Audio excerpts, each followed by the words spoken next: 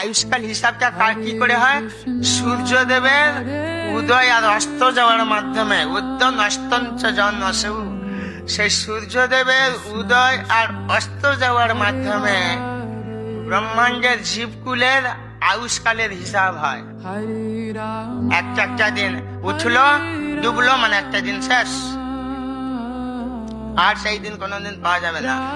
কিন্তু বলছে না, সেই স্টক থাকবে, নষ্ট হবে না। কি করে? তস্যদিতে যৎক্ষণনিতম উত্তম শ্লোক বার্তয়া।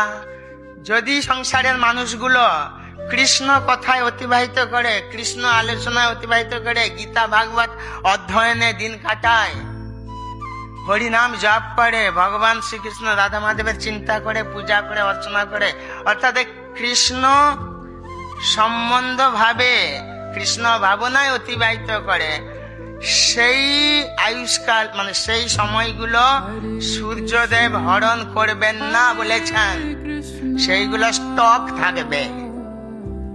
কি বুঝে? এবং সেই সময়গুলো মৃত্যুর সময় সেইগুলো কাজ করবে, আর সেই মনে হবে তো আমি তো মরে যাচ্ছি বা বুড়ো হয়ে গেছি, মনে হবে না। সেই কৃষ্ণ চিন্তা করতে করতে করতে করতে কৃষ্ণের ধামগুলোকে বৃন্দাবনে পৌঁছে যাবে।